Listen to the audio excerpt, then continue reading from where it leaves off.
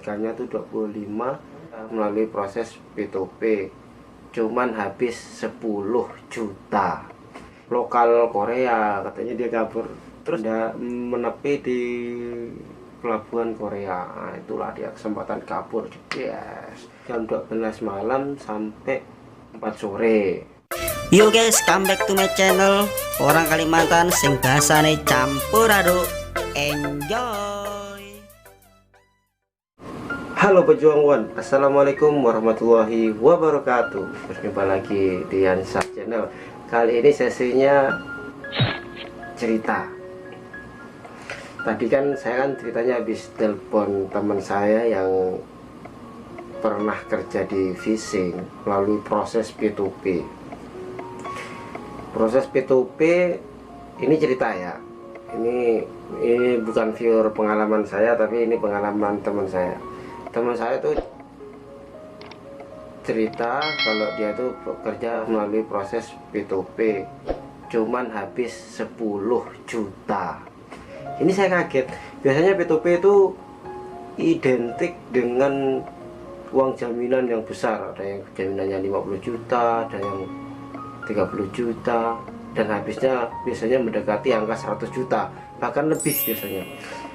Ada juga yang sampai meninggalkan sertifikat di PT tersebut. P2P itu maksudnya PT Korea sama PT Indonesia bekerja sama sehingga merekrut karyawan orang Indonesia dipekerjakan di laut ataupun di pelayaran, bukan pelayaran, ibaratnya menangkap ikan gitu loh. Katanya tuh kalau P2P itu semua tuh di laut kerjanya, pokoknya tentang berkaitan sama kapal lah, sama ikan, sama cumi, terus sama bengek yang berbau-bau laut gitu lah. Nggak ada yang ditambah. Kalau yang ditambah itu sepengetahuan saya itu fishing untuk dari program G2G Korea itu masih ada kemungkinan kerja ditambah. Terus tadi kan saya tanya sama teman saya, itu P2P itu biasanya teman-teman saya yang udah di Korea ini kok habisnya sampai ratusan juta, kamu kok cuma 10 juta, saya tanya gitu. Beda lagi bro, katanya. Beda lagi itu, katanya prosesnya. Kalau P2P yang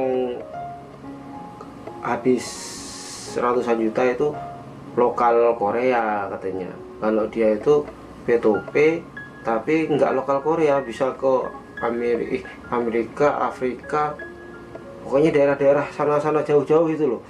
Jadi kalau misalnya pengen biayanya rendah itu, kata dia itu pilih P2P PT yang pilihannya itu laut lepas katanya, bukan lokal Korea.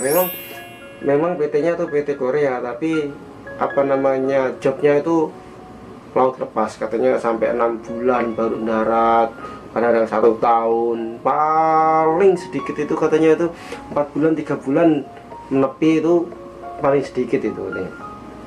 Makanya biayanya murah, terus prosesnya cepat, katanya prosesnya cepat, kata teman saya gitu. Tapi ada tapinya teman-teman, tuh kawan saya itu udah kabur sekarang, dia kabur sekarang kerja di pabrik Korea. Makanya bisa saya telepon-teleponan sama saya tadi. Saya tuh sempat tanya-jalan sama dia itu, masa gak mungkin lebih 10 juta ngapusi, karena orang kan teman saya ini orang Indramayu. Saya dulu, karena dulu saya pernah belajar di Indramayu, jadi saya tahu sedikit-sedikit lah bahasa Indramayu. Kata dia juga bener, nggak ngapusi katanya, bener segitu, habisnya 10 juta. Jadi milih itu apa namanya, milih jobnya itu di laut lepas katanya gitu, kata dia. Nanti kapan-kapan nanti saya wawancarain. Terus ada tapinya ini, ada yang nggak enaknya masa dia itu katanya gajinya itu cuman 5 juta rupiah. Coba bayangkan, 5 juta, makanya dia kabur, gajinya cuma 5 juta rupiah. Terus gajinya 5 juta itu enggak langsung gaji bulan pertama tuh bayaran tuh, enggak, katanya tuh gajian bulan ketiga, gajian bulan keempat, berarti gajian bulan keempat itu baru bisa kirim, katanya dia itu gitu. Makanya dia kabur. Terus kaburnya dia tuh karena gajinya kecil itu, dia memang udah tahu gajinya segitu 5 juta itu dia udah tahu gajinya memang segitu. Terus dia kaburnya itu memang diniatkan kalau sampai mendarat menepi di area Korea dia akan kabur.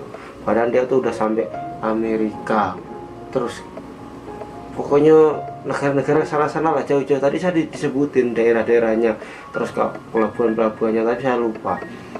Terus delalah itu kapalnya tuh ada kerusakan apa, ganti apa gitu, harus menepi di pelabuhan Korea. Nah, itulah dia kesempatan kabur.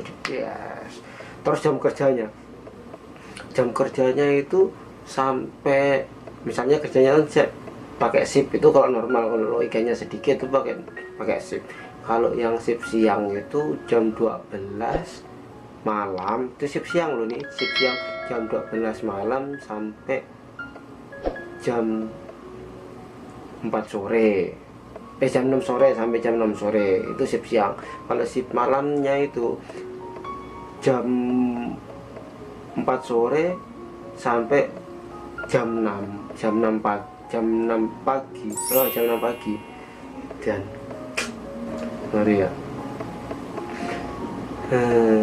Siapa itu katanya pertama-tama nggak bisa tidur, mabuk terus itu, wah pokoknya ngeri. Kerjakan di situ katanya ada orang 25-an, ABK-nya tuh 25, orang Thailandnya 4 apa berapa gitu, orang Indonesia nya 25. Ya ngeri, nanti kapan-kapan tak wawancarain. Jadi teman-teman yang tanya, Mas proses kerja ke Korea itu mending di fishing apa di manufaktur?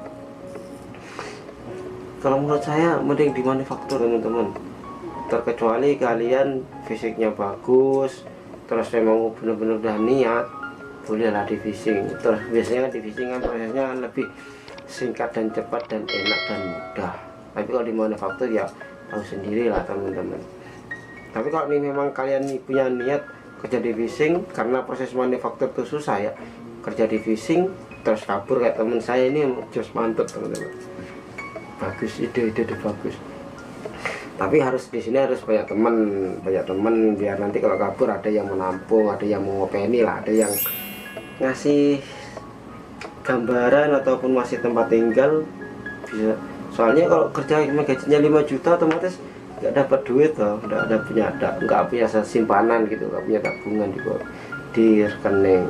Jadi di sini mau nggak mau tetap nyusahin teman kita yang di sini, minta tolong gitu lah. Kalau nanti kalau kita udah dapat pabrik, dapat kerjaan kan bisa diganti gitu duitnya. Gitu aja teman-teman, nanti berikutnya akan saya bahas lagi tentang Korea. Semoga bermanfaat. Sekian dari saya. Assalamualaikum warahmatullahi wabarakatuh.